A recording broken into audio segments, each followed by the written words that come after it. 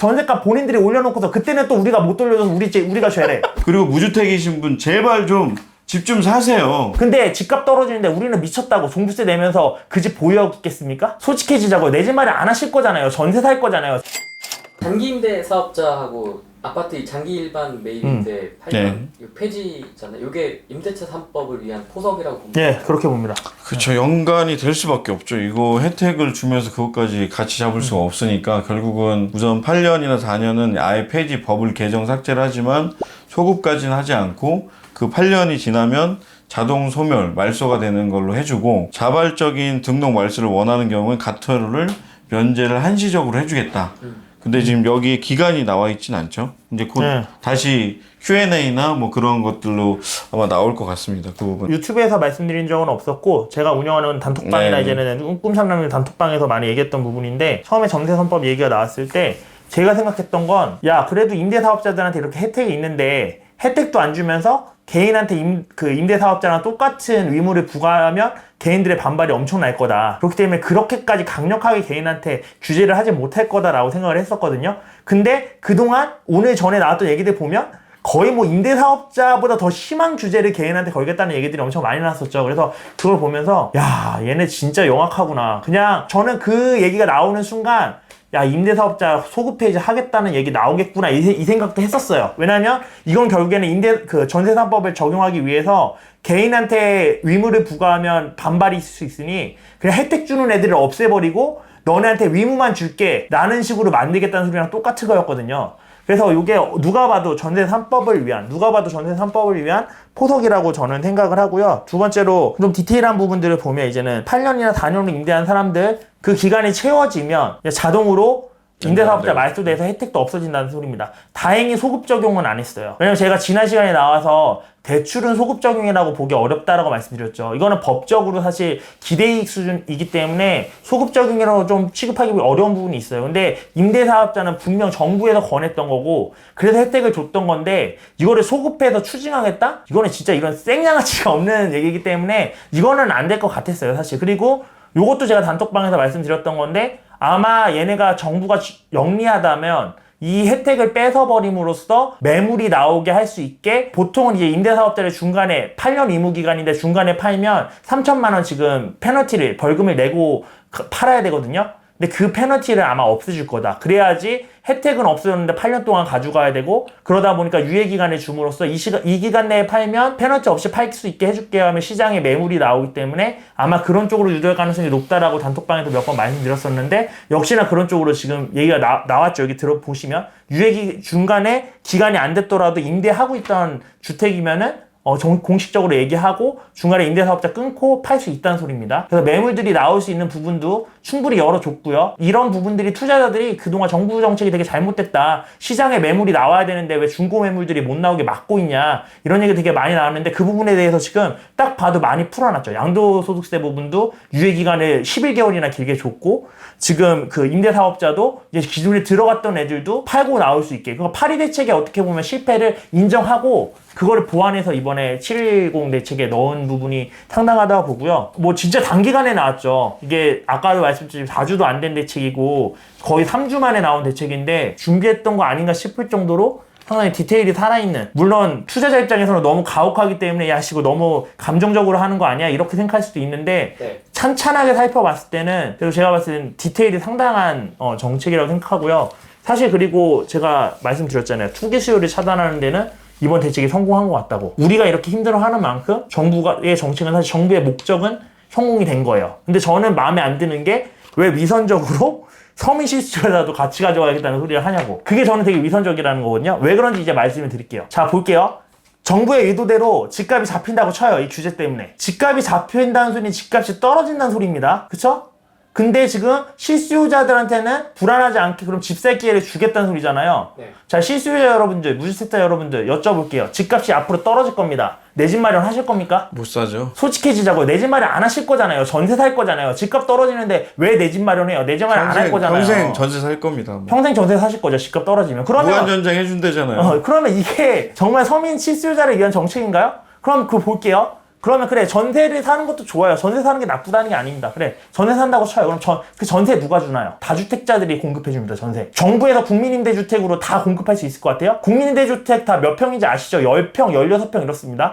거기서 4가족, 5가족씩 사실 건가요? 그런 거 아니시잖아요. 그런 여러분들이 원하는 20평대 이상 되는 주택들은요. 별로 없죠. 대부분 저희 같은 다주택자가 공급해드리는 전세예요. 근데 집값 떨어지는데 우리는 미쳤다고 종부세 내면서 그 집 보유하겠습니까? 팔겠죠. 그럼 전세는 어디 가서 사실 거예요? 집값은 떨어지는데 내 집 마련을 하기 싫고 집값 떨어질 거니까 전세를 사야겠다는데 우리도 여러분과 똑같이 집값 떨어지는데 집 사기 싫어요. 그러네요. 그러면 그러면 전세 어디 사실 거예요? 매매 물량은 많은데 전세 물량 수요자에 비해서 전세 물량이 없어지겠네. 왜냐면 집은 매매 재고 그 주택은 많이 나왔는데 살 사람이 없어가지고 빈집이야. 아니면 주인은 나가고 싶은데 못 나가.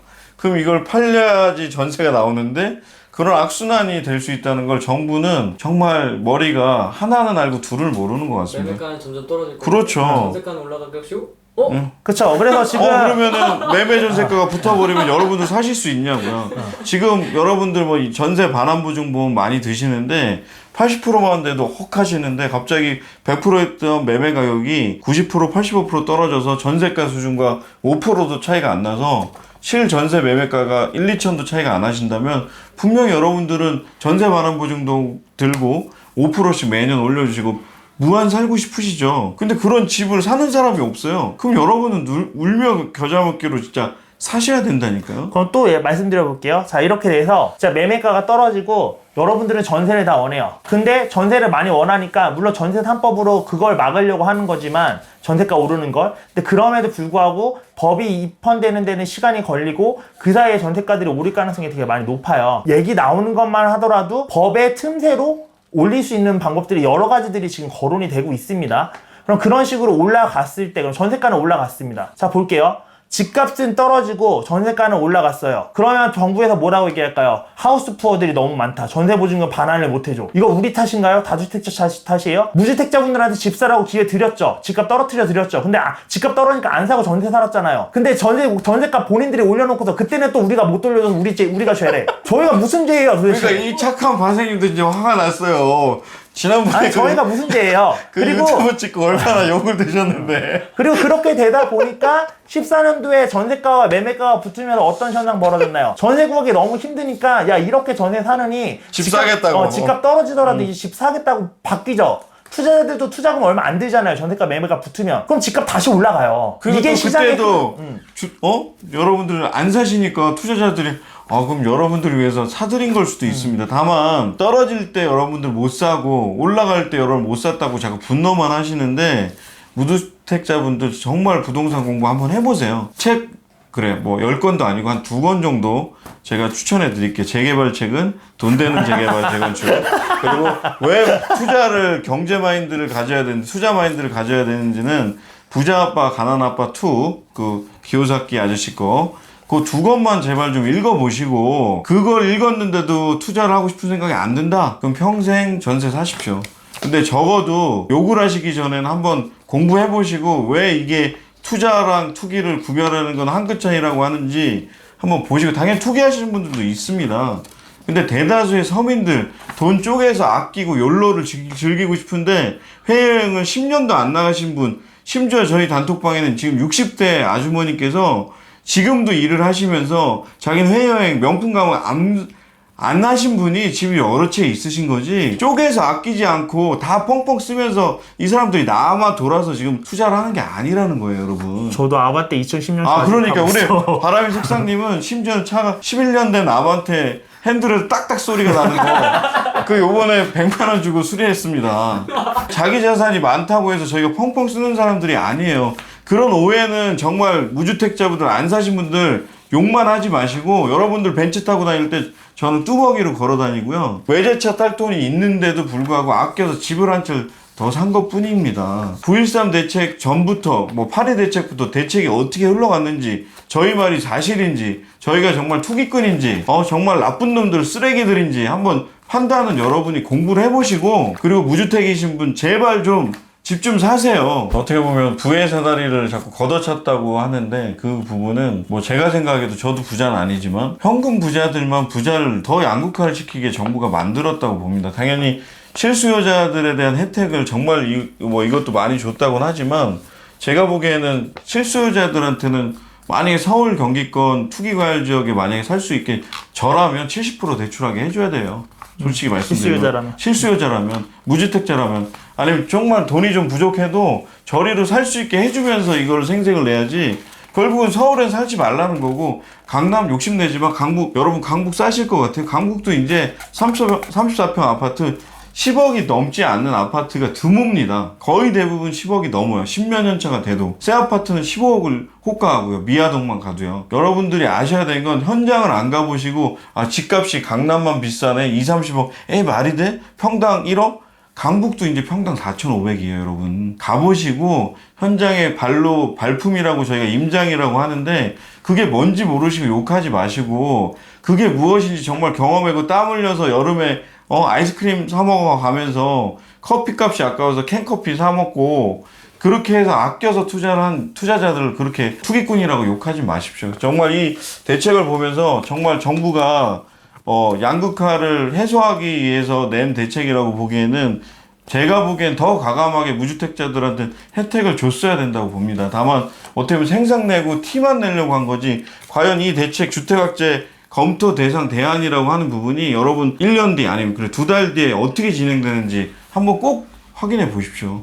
거의 다 안 됩니다. 10%도 안 됩니다. 그리고 3만원? 제가 보기엔 15,000원 될까요? 정말 저는 안타까운 게 부의 사다리를 자기가 한 칸씩이라도 만들려고 1주택도 없는 분들이 분양권 사셔서 어떻게 빌라에 한 채 있다가 이게 2주택이 됐는데 갑자기 조정지역이 되셔서 2주택자가 돼서 지금 그 분양권 계약금을 날리신 옆에 제가 아는 투자자분들도 계신데 그분들 좀 제발 화이팅 하셔서 극복하셨으면 좋겠고 그런 분들도 정말 실수요자라고 뭐 안 할 수 없거든요. 솔직히 말씀드려서 빌라 가지고 있는 분이 분양권 더 가지고 싶은데 그게 조정지역이 됐고 그 빌라가 만약에 서울에 있어서 투기가할 지역이어서 그게 2주택자가 돼서 대출이 안 된다면 좀 그런 부분도 정부에서 지금 아까 바생님도 되게 영리하게 정부에서 정말 많이 민원 넣고 그 국민청원에 넣었던 분들은 당연히 불쌍하신 무주택자 그리고 1주택 처분 조건 갈아타려고 하는 실수요자분들 분명히 보호해야 되지만 어떻게 보면 정말 그렇게 비싼 주택이 아닌 건데 빌라 가지고 있어서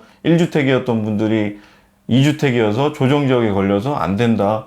그런 부분도 뭐 걸린 걸 정부가 해주실 일은 제가 보기엔 0%인 거 저도 알고 있고요. 다만 0%라고 포기하지 마시고 그분들도 좀 힘내서 뭐 여기 바람의 색상님이나 저나 저희도 말로 선한 영향력이라고 말씀을 못 드리겠습니다. 정부가 하도 저희를 악의 축이라고 했지만 악의 축이 아니란 거는 보여드릴 수 있을 것 같습니다. 투자자분들이랑 실수요자분들께 말씀드리고서 정책 분석을 마무리를 하려고 하는데 투자자분들은 이제 새로 진입하시려는 분들은 사실 많이 힘든 환경이 됐습니다. 그래서 지금 부의 사다리가 많이 치워졌다고 꿈창님도 말씀하시고 많이들 얘기하시는데 사실 저는 되묻고 싶어요. 언제부터 부의 사다리가 부동산밖에 없었냐고 투자자분들께. 그래서 새로 시작하시는 분들은 부동산 외에도 지금은 많은 기회들이 지금 후랭이TV처럼 후랭이님처럼 유튜브를 써서 내 새로운 소득을 만들어내시는 방법도 있고 이게 터지면 분명히 부의 사다리가 될 수 있다는 거를 많은 분들이 입증을 했습니다. 그렇죠? 대도서관님도 그렇고 보람이가 이번에 빌딩 산 것도 그렇고 그 사람들 부동산 투자해서 한 거 아니잖아요. 그래서 부의 사다리는 분명 부동산밖에 없는 건 아니기 때문에 다른 쪽으로도 좀 시선을 넓혀보셨으면 좋겠고 그리고 이미 많이 투자하셨던 분들 이분들한테는 사실 아직까지는 종부세 말고는 크게 안 좋은 건 없습니다. 이제 진입을 못하게 막은 게 훨씬 더 크지 있는 분들은 조금 덜 먹을 뿐이지 이제 슬슬 정리하고 나오시면 돼요. 사실. 근데 여기서 중요한 건 그렇다 급하게 정리해야 되냐라고 했을 때 생각을 해보면 정부가요 시장에 맡겨둬도 시장이 떨어질 것 같으면은 절대 규제책을 안 냅니다. 한 달 단위로 규제책을 계속 낸다는 거는 시장에 맡겨둬도 절대 떨어지지 않을 것 같고 앞으로 더 오를 것 같이 예상이 되기 때문에 규제책을 계속해서 단기적으로 내는 겁니다. 근데 시장을 이기는 규제책은 아직까지 저는 없었다고 단언합니다. 아직까지 공급으로 막지 않은 이상은 규제책만으로 시장을 막은 적은 없었어요. 그렇기 때문에 종부세를 부담할 수 있는 선 안에서 적당히 조절하면서 매물 정리하면서 좋은 것들은 좀 남기시고 이런 쪽으로 포지션을 가져가셔야 된다고 보고요. 무주택자나 실수요자분들께는 사실 저는 제가 투기꾼이 아니라고 말씀드리고 싶지 않아요. 투기꾼은 사실 투기꾼은 아니고 착한 사람이라고 말씀드리고 싶지 않아요. 저는 투자를 국가를 위해 하지는 않았습니다. 여러분 무주택자분들을 위해 한 것도 아니고요. 저와 제 가족과 제가 알고 지내는 사랑하는 사람들에게 좀 더 많이 먹을 것도 사주고 이러기 위해서 한 거지 국가를 위해 돈 투자를 한 건 아니에요. 근데 그럼에도 불구하고 저는 대한민국의 국민이고 그렇기 때문에 이게 누군가한테는 피해가 될 수 있다는 생각을 하기 때문에 그 죄책감을 덜고자 최소한 세입자한테는 좋은 임대인이 되려고 노력을 하고 있고요. 지금 제 얼마 전에 나갔던 그 어르신 같은 경우는 2년치 월세 밀렸는데도 제가 아무 말 안 하고 그냥 이렇게 살게 드렸고 마지막까지 좋은 얼굴 웃으면서 얼마 전에 나가셨어요. 그렇게 좋은 임대인이 되려고 웬만하면 고쳐달라는 거 다 고쳐드리고 이러려고 노력하는 임대인이 되려고 하고 있고 또 나름 버는 돈으로 기부를 해서 이걸로 좀 더 어려운 사람들한테 베풀어야겠다라는 생각도 해서 기부도 하고 있어요. 이런 식으로 제가 베풀고 있는 거거든요. 근데 이런 생각 하실 수 있어요. 야, 너는 투자자인데 당연히 실수요자들이 많이 들어와서 집값을 올려줘야지 너도 좋으니까 여기 와서 실수요자들 걱정하는 척하면서 집값 띄우려고 하는 거 아니야 이렇게 생각하실 수 있어요. 저 사실 여러분들 걱정 별로 안 해요. 근데 왜 무주택자 실수요자 얘기를 하냐면요, 정부가 너무 괘씸해서 그래요. 저는 누가 이렇게 사탕 발린 말로 남을 꼬드기는 걸 정말 못 보겠거든요. 그건 제 성향이라서 짜증나서 못 보겠는데 지금 정부 하는 꼴이 서민을 위하는 척하면서 전혀 위하는 게 아니기 때문에 그게 너무 짜증나서 서민분들이랑 실수요자분들을 위해서 얘기를 하는 거지, 사실 저는 여러분들이 사든 말든 상관없어요. 어차피 맞아. 집값이 오를 거라 저는 생각을 하고 어차피 상관없기 때문에 안 사셔도 되고 저를 욕하셔도 상관없습니다. 근데 저는 정부가 꼴보기 싫으니까 여러분들 편에 드는 것 뿐입니다. 적은 내 편이라고. 그냥 그렇게만 이해를 하시면 되실 것 같아요. 저는 결코 착한 사람이라 생각하지는 않아요. 서울 집값은 여러분들이 어떻게 상상하시든 상상 이상으로 뭐 분명히 제가 보기엔 그 이번 정책 때문에 던지는 물건도 일부 나올 수는 있겠지만 그게 만약에 100건 중에 10건 정도 이하의 뭐 극소수 10%도 안 되는 물량이 나온다면 한번 울렁할 수 있습니다. 당연히 저희 부동산 공부를 해보신 분들, 책을 한 권이라도 읽어보신 분은 아시겠지만 우상향을 했습니다. 지난 뭐 3, 40년 넘게 동안. 다만 그 우상향을 하는 동안 다 굴곡이 있었고 떨어질 때가 있었지만 그 굴곡이 길어서 피해를 보시고 파신 분도 있을 거고 그걸 극복해서 지금까지 더 큰 수익을 보신 분들이 강남에 많으시죠. 강남도 08년도에 사셨으면 한 지금의 3분의 1 가격에 살 수 있었습니다. 다만 그때는 아무도 공포심리 때문에 못 샀던 거거든요. 그래서 제가 보기엔 이번 정책이 워낙 강력하기 때문에 지금 급하게 올랐던 게 어느 정도 일부 조정이나 소강 상태는 될지 몰라도 이 정부가 뭐 계속 평생 영원하지는 않지 않습니까? 그리고 2년 뒤에 투표 좀 다 제대로 하시고 더 이상 솟지 마시고. 저는 좌파도 우파도 아닙니다. 하지만 적어도 저도 착한 사람은 아니지만 적어도 이렇게 사탕 발림을 하거나 어떻게 보면 선동을 하는 정치를 하는 거는 아니라고 보거든요. 그래서 적어도 서울 집값은 우상향은 하되 울렁거릴 수는 있지만 적어도 이 여파가 1, 2년 안에는 회복돼서 저희가 상상 이상의 가격이 올라갈 수도 있고, 그런 부분에 대해서 저는 뭐 제가 서울에 돈이 더 있다면 지금이라도 한 채를 더 사고 싶지만 뭐 아시겠지만 서울 집값이 뭐 달나라로 지금 떠나져 있기 때문에 좀 지금 한 채 서울에 있는 걸로 그냥 만족하고 열심히 정부에 화이팅하게 세금 잘 내고 투자를 잘 하겠습니다. 앞으로 서울 수도권 다 집값은 저는 계속 유지했던 것처럼 우상향 할 거라고 봐요. 물론 이게 부침이 있는 거는 규제책 때문에 부침이 있을 수는 있습니다. 근데 공급이 부족한 거는 공급을 가져다 주지 않는 이상은 결국에는 어떻게든 삐집고 우상향할 수밖에 없게 돼 있다고 저는 생각을 하거든요. 이게 사실 경제학의 가장 기본 논리죠. 기본 논리고 유동성이 많이 풀려 있고 그렇기 때문에 오를 텐데 양극화가 좀 더 심해지지 않을까. 왜냐면 대출이 어느 정도 규제가 돼 있기 때문에 대출이 안 나오는 15억 이상 아파트는 진짜 현금 플레이어들만의 세계거든요. 그거는 또 다른 세계의 세계이기 때문에 그거는 그거대로 15억 이하는 이하대로 그 15억을 마지노선으로 해서 좀 다른 양상을 보이지 않을까 라는 생각을 가지고 있는 게 서울의 앞으로 대한 방향이고요. 정부에 대해서 드리고 싶은 말은 사실 정부 욕을 엄청 했지만 정부 입장도 이해는 합니다. 집값 잡고 싶겠죠. 잡고 싶고 어떻게든 오를 것 같으니까 안정시켜야 되겠죠. 그래서 인정을 하는데 그 방식을 꿈찬원에도 계속 흥분해서 얘기하셨던 것처럼 서민은 착한 놈, 우리는 나쁜 놈, 같은 국민을 서로 착한 놈, 나쁜 놈 만들어서 꼭 그렇게 부딪혀서 잡는 방법밖에는 없었나? 라는 생각이 드는 부분도 사실입니다. 사실은 그런 부분들이 있어서 좀 그렇게 우리한테 적폐 프레임 씌우잖아요. 근데 지금 정부가 하는 거 보면요, 공산당이란 프레임 씌워도 사실 할 말이 없어요. 그렇죠? 근데 우리 민주주의 국가고 자본주의 국가잖아요. 그렇죠? 저는 웬만하면 제 주위 분들한테도 우리 적폐라는 프레임 정부가 씌운다고 우리도 쟤네한테 공산당이라는 프레임 씌우지는 말자. 똑같은 놈 되지 말자. 이렇게 얘기하는 주의거든요. 정부도 제발 좀 어느 정도 안정을 찾고 국민 분열로 인해서 잡지 말고 다른 방식으로 집값을 잡을 수 있는 방법이 있지 않을까라는 쪽으로 좀 생각을 더, 사실 대안을 드리지 못하는 입장에서 이런 말씀을 드리는 건 좀 그럴 수 있겠지만 그런 쪽으로 저보다 훨씬 더 똑똑하신 분들이니까 대안을 좀 이끌어 나갔으면 좋지 않겠나라는 바람입니다. 네, 정부가 양극화와 어떻게 보면 좌우 분열이 아니라 지금은 계층과 분열을 더 부추기는 그런 것들은 더 이상 하지 않으셨으면 좋겠고, 국민이 개돼지가 아닙니다. 그리고 절대 여러분 정부가 180 거대 여당이라고 하는 게 2년, 3년, 20년 되리라고 이렇게 경거망동 하시면 미통당 꼴 난다는 거 절대 잊지 마시고, 정말 열심히 투자하는 분들을 이렇게 통제하는 건 분명히 필요하다고 생각을 합니다. 하지만 그게 과연 이렇게 징벌적 과세를 매기면서 북한을 경험하게 하겠다는 등 이런 말을 하는 것들은 결국은 더 서민들 아니면 그 일반 중산층들을 자극하는 것밖에 되지 않는다고 보기 때문에 정말 좀 더 합리적으로, 그리고 문재인 대통령이 항상 말씀하신 거 있잖아요. 서민의 대통령, 소통하는 대통령.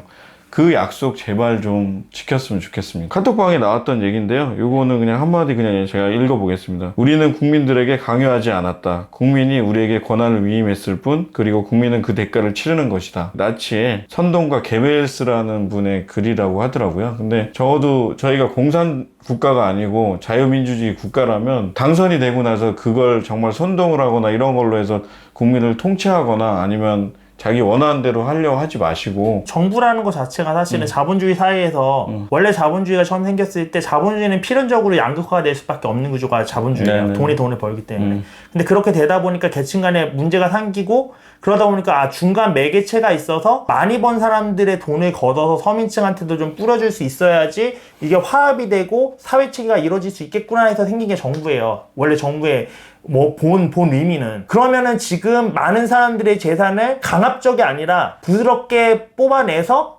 밑에도 흘려내려 보내고, 그래서 뭉치는 데 치중을, 그러니까 사회체계가 제대로 뭉쳐지는 데 치중을 해야 되는 게 원래 정부의 역할인데, 그 본연의 역할을 망각하고 지금 완전 분열시키는데 오히려 치중을 하고 있으면 그냥 정부 없어도 돼요, 사실. 왜냐면 이 분열은 정부 없어도 그냥 분열되거든요, 어차피.